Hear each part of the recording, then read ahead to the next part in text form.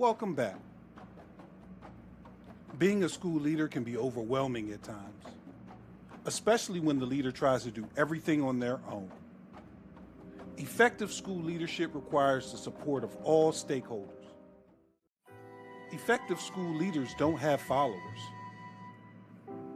they create other leaders. In order to do so, the school leader must enable others to act. Let's take a look at what this means and how it may look in a school. All right, so let's jump right into enabling others to act, one of our school leadership traits. So, the agenda, we're going to define the practice of enabling to act, look at some responsibilities, traits, and strategies, determine the contextual applications, and then we'll have some resources and key takeaways. So, enabling others to act is defined as focusing on building trust, strengthening relationships, providing the resources and skill sets for others to take on leadership roles within the organization. They create situations where individuals feel capable, supported, and confident to take risks, as well as in order to show initiative and to collaborate. So it fosters collaboration, builds trust, empowers others, develops competence, and creates psychological safety. So why enabling others to act matters? It improves teacher morale and retention. It builds leadership capacity, encourages innovation, leads to stronger student outcomes, and creates a culture of trust. So by empowering your staff or your staff, by empowering your staff to act in support of the vision, you create this culture where they feel trusted, they feel supported in trying out new things and stepping outside of the box. So, what's the importance in relationship to the other four traits? Without the enabling to act aspect, the attainment of the vision becomes impeded because now it becomes a one-man show or one-woman show, one-person show.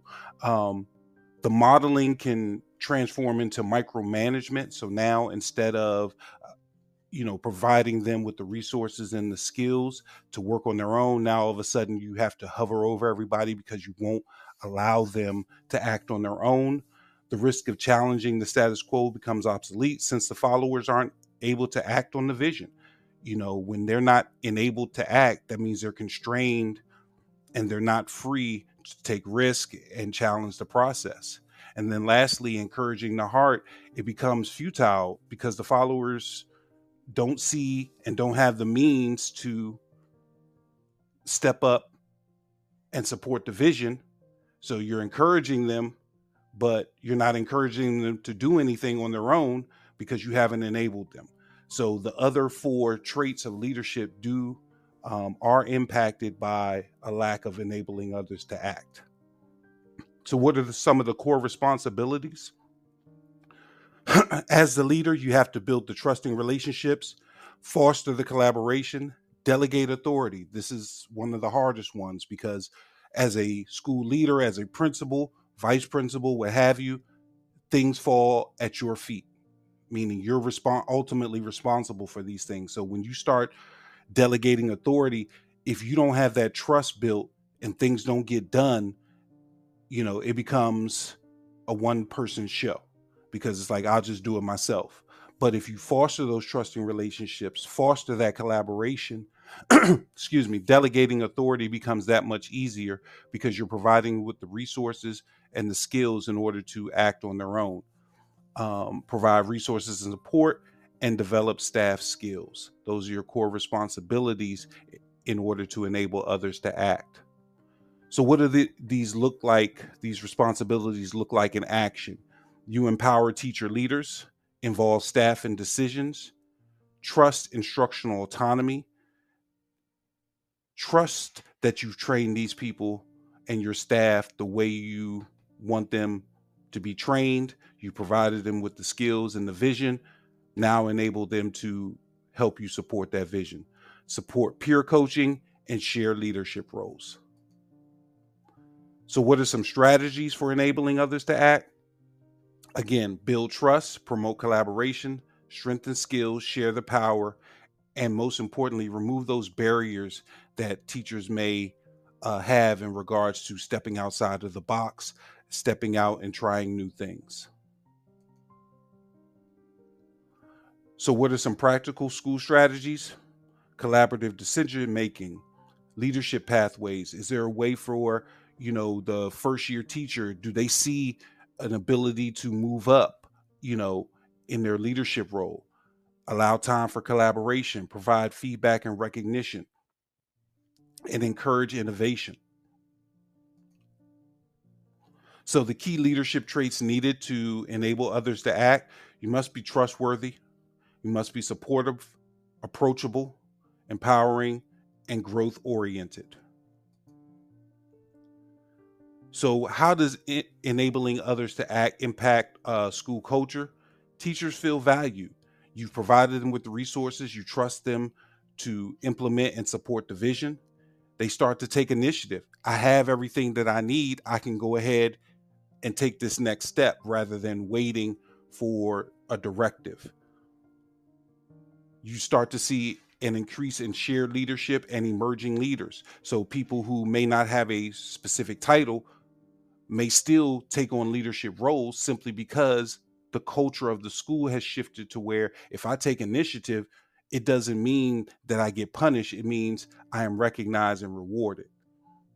Learning from mistakes, and there's a collective ownership. We often talk about students taking ownership of their learning. We also want teachers to take ownership of their instruction, and that's very hard to do when they're being micromanaged. So enabling them to act autonomously and in line with the vision, it changes that collective ownership. And now all of a sudden you have more buy-in than you normally would have.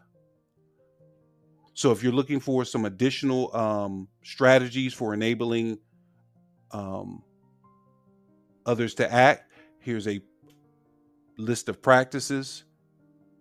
And then you have your leadership practice evaluation tool.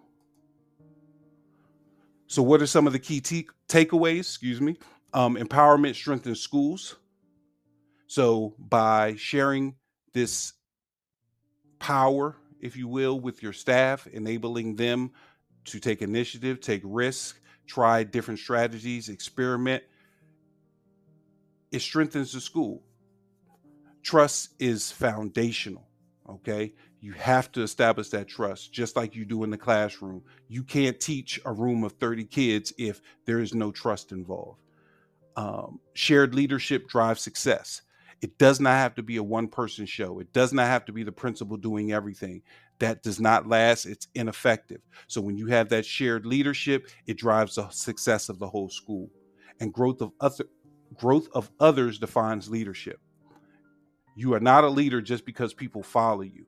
You're a leader when you can create other leaders. And the only way to do that in a school setting is to enable others to take on leadership roles. We hope that was helpful. Don't forget to like, comment, and subscribe. See you next time. If you found this video beneficial, feel free to support this channel via PayPal or CashApp. 50 cents, $1, or whatever you like. All support is appreciated. This allows us the means to keep making great content.